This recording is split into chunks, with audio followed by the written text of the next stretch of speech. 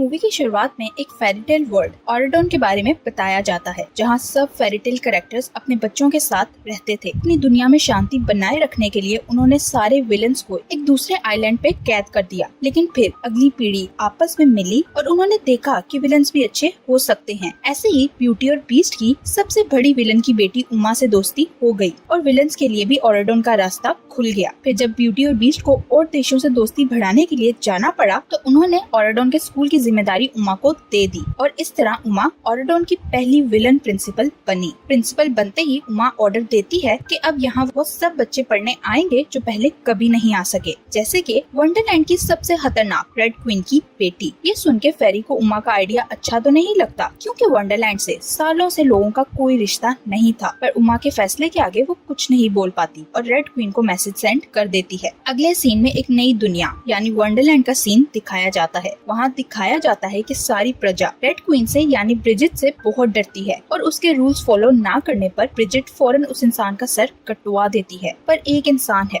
जो red queen के खिलाफ जाता है और वो है उसकी अपनी बेटी यानी रेड रात को सोल्जर्स की नजरों से छुप के सिटी को तबाह करने लगती है। ऐसे भी उसका गुस्सा ठंडा नहीं होता तो वो ब्रिजिट के पोस्टर को ही तबाह कर देती है, पर इससे पहले वो सोल्जर्स के हाथ लग पाती उसे कोई वहाँ से भागने में मदद करता है, जो और कोई नहीं बल्कि उसका गुरु और वंडरलैंड का साइंटिस्ट है। असल में रेड बिल्कुल भी अपनी माँ की तरह संगदिल नहीं है और न ही उस जैसी रुथलेस क्वीन बनना चाहती है, इसलिए उसे अपनी माँ और उसकी कैद बिल्कुल पसंद नहीं। पर उसके पास यहाँ से आजादी का कोई भी रास्ता नहीं है, इसलिए अपना गुस्सा इसी तरह निकालती है। साइंटिस्ट रेड को एक टाइम मशीन वॉच का बताता है जिसकी मदद से रेड अपनी किस्मत बदल सकती है, पर अभी ये मशीन तैयार नहीं थी और इसके इस्तेमाल से ब्रिजिट गायब भी हो सकती थी, इसलिए वो रेड को ये इस्तेमाल नहीं करने देता। पर रेड तो रेड थी, इसलिए वो मौका पा के वहाँ से निकलने से पहले वॉच को चुरा लेती है, क्योंकि उसे यकीन था कि उसे कभी न कभी इस वॉच की जरूरत जरूर पड़ेगी। नेक्स्ट सीन में हम सिंड्रेला की बेटी क्लोई को देखते हैं जो अपने पिता के साथ स्वॉर्ड फाइट की प्रैक्टिस कर रही थी। क्लोई अपनी माँ की तरह सबसे बहुत फ्रेंडली होती है, इसलिए सब उसे बहुत ज्यादा पसंद करते हैं। तभी वहाँ सिंड्रेला आकर क्लोई को उसके अच्छे बिहेवियर के लिए अपनी तरह के एडवांस कांच के जूते गिफ्ट करती है, जो देखकर क्लोई बहुत खुश हो जाती है। जिसके बाद सिंड्रेला और क्लोई ऑरेडन स्कूल के लिए निकल जाते हैं, क्योंकि अब क्लोई के वहाँ पढ़ने का वक्त आ गया था,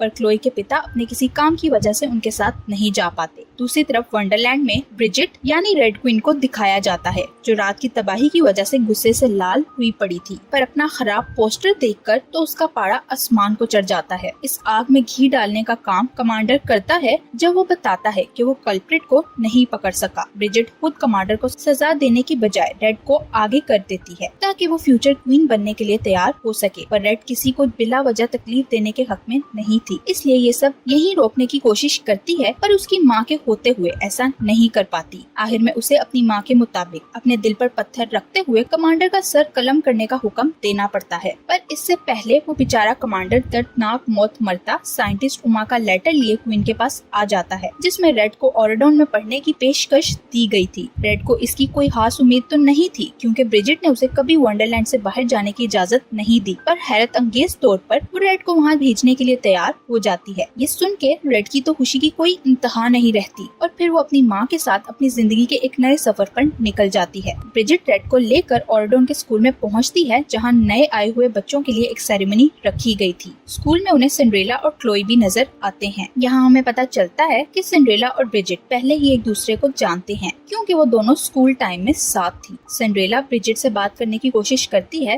लेकिन ब्रिजिट उससे सीधे मुंह बात नहीं करती। सिंड्रेला को ब्रिजिट की ये बात अच्छी नहीं लगती, लेकिन वो उसे कुछ नहीं कहती। सेरेमनी शुरू होती है तो ब्रिजिट रेड को एक मिरर देती है। वो रेड से कहती है, तुम इस मिरर की मदद से अपना फ्यूचर देख सकती हो, लेकिन रेड को ये मिरर नहीं चाहिए था, पर ब्रिजिट के बार बार कहने पर रेड को मिरर रखना पड़ता है। फिर सेरेमनी में फेरी गॉड मदर आती है, जो स्कूल की पुरानी प्रिंसिपल थी। गॉड मदर स्कूल की नई प्रिंसिपल उमा का वेलकम करती है, जिस पर उमा सेरेमनी में आके हर तरह के इंसान और नए रूल्स को यहाँ वेलकम करती है, क्योंकि अब ऑरेडोन बिल्कुल बदल गया था और यहाँ अब वो सब कुछ होने वाला था जो पहले कभी नहीं हुआ। सबसे पहले उमा वंडरलैंड से आई ब्रिजिट का स्वागत करती है, क्योंकि बहुत समय से वंडरलैंड से यहाँ कोई नहीं बुलाया गया था। जैसे ही उमा ब्रिजिट का स्वागत मदद करती है तो उसी वक्त वो खड़ी होकर सबको अपनी असलियत दिखा देती है। ब्रिजिट के हाथ में कुछ जादुई कार्ड्स थे जिनकी मदद से वो ऑर्डन स्कूल के सब दरवाजों को बंद करके बहुत सारे कार्ड्स को यहाँ बुला लेती है। असल में ब्रिजिट यहाँ कोई पुराना बदला लेने आई थी। दरवाजा बंद होने की वजह से कोई भी यहाँ से बाहर नहीं निकल पाता। सब लोगों में भगदड़ मच जाती है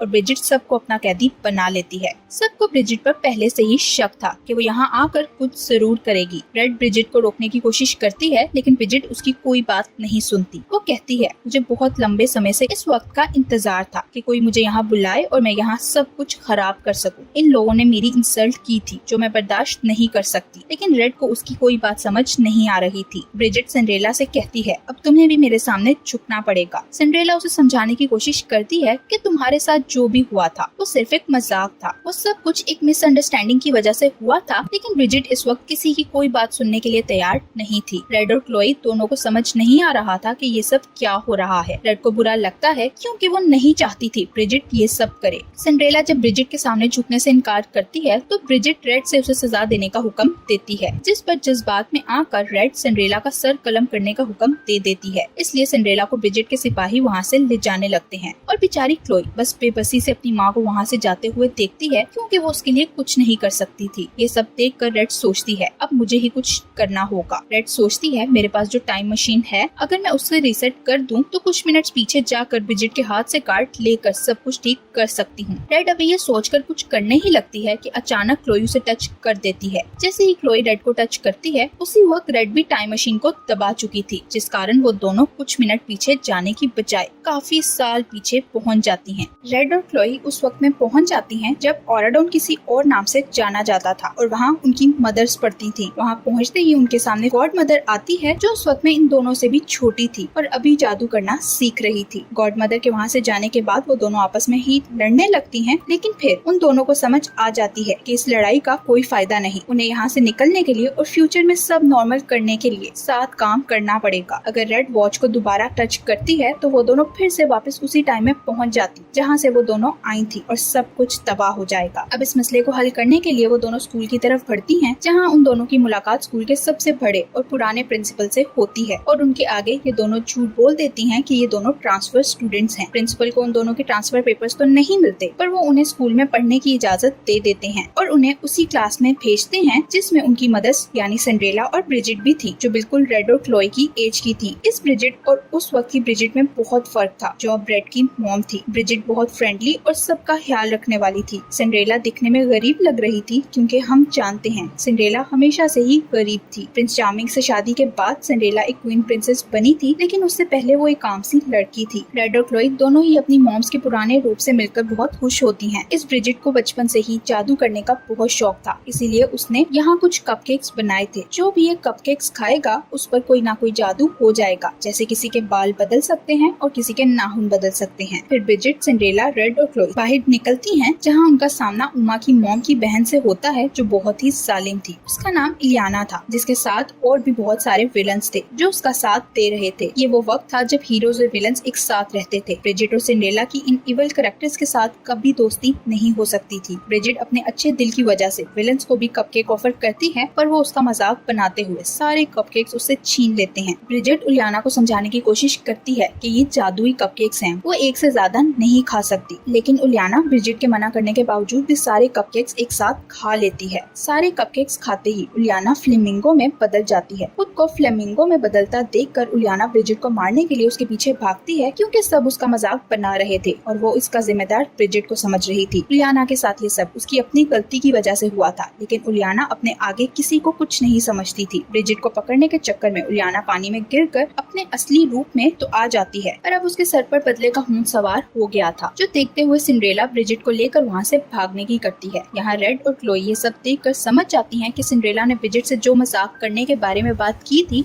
वो यही बात थी। इलियाना गुस्से में आकर ब्रिजिट से बदला लेगी, इसलिए ब्रिजिट भी विलन बन जाएगी। वो दोनों सोचती हैं हमें इस प्रैंक को रोककर सब चीजों को गलत होने से बचाना है। यहाँ प्रिंस चार्मिंग भी दिखाया जाता है, जो एक रॉयल फैमिली से था, फिर भी बचपन से सिंड्रेला को पसंद करता था। सब जानते थे सिंड्रेला को कोई भी पसंद नहीं कर सकता, क्योंकि वो एक तो गरीब थी और दूसरा अपने बारे में में हमेशा नेगेटिव ही सोचती थी। फिर भी ब्रिजिट उसकी बेस्ट फ्रेंड थी और उसे दिल से प्यार करती थी। इधर रेड और क्लोई सब कुछ ठीक करने से पहले यहाँ अपनी अपनी मॉम के साथ कुछ वक्त बिताना चाहती थी। वो दोनों सिंड्रेला के घर पहुँचती हैं तो उन्हें पता चलता है कि सिंड्रेला हर वक्त अपने बारे में हमेशा बुरी बातें ही क्यों बोलती रहती है। असल में सिंड्रेला की सौतेली मॉम उससे बहुत ज्यादा काम करवाती थी। सौतेली मॉम के साथ उसकी 2 बेटियां भी रहती थी जो सिंड्रेला के साथ नौकरों जैसा बर्ताव करती थी। इन दोनों को अपने घर में देखकर सिंड्रेला उन्हें यहाँ से जाने का कहती है, लेकिन वो दोनों वहाँ से जाने से मना कर देती हैं। वो इन दोनों से कहती है, मुझे स्कूल में जाने दिया जाता है, मेरे लिए यही बहुत बड़ी बात है। रेड और क्लोई सिंड्रेला को समझाने की कोशिश करती हैं कि तुम बहुत अच्छी लड़की हो। अभी सिंड्रेला उन दोनों की बातें सुन ही रही थी कि इसी बीच क्लोई के हाथ से एक वाज टूट जाता है। ये देखकर सिंड्रेला चिल्लाते हुए उसे कहती है, तुम तो एक प्रिंसेस हो, लेकिन मैं प्रिंसेस नहीं हूँ। अब इसका अजाब मुझे भुगतना पड़ेगा। तभी सिंड्रेला की सौतेली माँ भी वहाँ पहुँच जाती है और सिंड्रेला पर चिल्लाने लगती है। सिंड्रेला की मॉम उसका खाना भी बंद कर देती है, जो देखकर क्लोई को बहुत बुरा लगता है और वो सोचती है, मेरी मॉम के साथ उनकी लाइफ में कितना कुछ बुरा हुआ है और मैं उनकी मदद भी नहीं कर पा रही। रेड और क्लोई जानती थी उलियाना अपने दोस्तों के साथ मिलकर जरूर कुछ न कुछ करने वाली है, इसलिए वो दोनों उलियाना का पीछा करती हैं। उलियाना अपने दोस्तों के साथ एक सीक्रेट जगह पर पहुंचती है जहां उन्हें उसके प्लान का पता चलता है कि वो एक काले जादू वाली कुक बुक की मदद से फेस्टिवल वाले दिन ब्रिजिट से बदला लेने वाली है। अब इन दोनों का अगला टास्क उस बुक को उलियाना से पहले ढूंढना था। उन्हें यकीन था कि ब्रिजिट के पास ही बुक जरूर होगी क्योंकि उसे कुकिंग का बहुत शौक है, जिस पर वो दोनों उसके डॉर्म रूम में जाती हैं, जो देखकर रेड बिल्कुल हैरान हो जाती है। उसकी मॉम एक कलरफुल लाइफ गुजार रही थी जो वो हमेशा से जीना चाहती थी, पर अपनी फ्यूचर क्रूअल मॉम की वजह से ये नहीं कर पा रही थी। जब तक ब्रिजिट बुक ढूंढती है, वो दोनों उसके रूम में पड़े फ्यूचर दिखाने वाले मिरर से फ्यूचर देखती हैं, जिससे उन्हें पता चलता है कि ब्रिजिट ने सिंड्रेला को मरवा दिया है और अब चार्मिंग भी उसके कदमों में पड़ा है, जो देखकर दोनों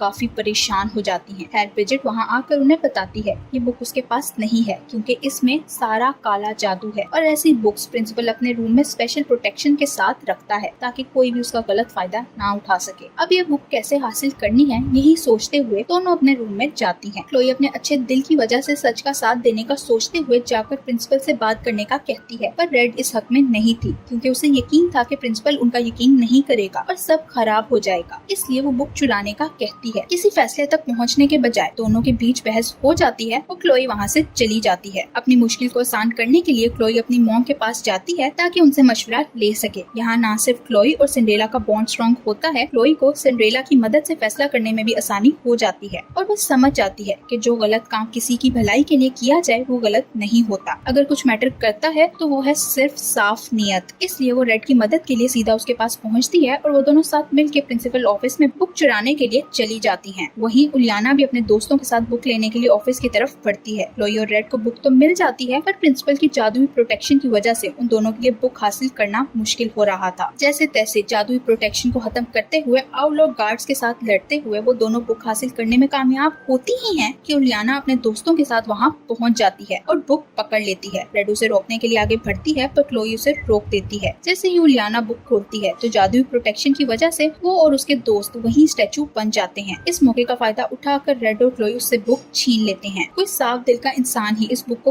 खोल सकता था, इसलिए रेड क्लोई को बुक खोलने का कहती है, पर अब तक क्लोई तो ये समझ चुकी थी कि रेड का दिल भी साफ है, इसलिए वो रेड को बुक खोलने को दे देती है और रेड बुक खोलने में कामयाब भी हो जाती है। तभी इन्हें प्रिंसिपल के आने की आवाज सुनाई देती है, जिस पर दोनों उन विलन्स को वहीं फंसा के विंडो से भागने में कामयाब हो जाती हैं और प्रिंसिपल उन सब विलन्स को सस्पेंड कर देते हैं, जिस वजह से अब वो लोग फेस्टिवल में भी नहीं जा सकेंगे और कोई ब्रिजिट का मजाक नहीं बनाएगा। यानी सारा मसला हल हो चुका है। तो रेड और क्लोई वापस जाने का फैसला करती हैं और टाइम मशीन की मदद से वापस सेरेमनी में पहुंच जाती हैं। दोनों उसी समय में वापस पहुंचती हैं जहां ब्रिजिट कार्ड्स को खोलकर जादू करने वाली थी। इस बार भी वो ऐसा ही करने लगती है तो रेड उसे रोकने की कोशिश करती है, पर इस बार कार्ड्स उछालने पर गार्ड्स की जगह फ्लावर्स और बटरफ्लाईज आ जाती हैं, क्योंकि पास चेंज होने की वजह से फ्यूचर वाली ब्रिजिट भी बदल गई। इसी के साथ सब कुछ ठीक हो जाता है और सब पेरेंट्स और बच्चे सेरेमनी को बहुत एंजॉय करते नजर आते हैं। यही इस मूवी की एंडिंग भी हो जाती है। Thank you for watching.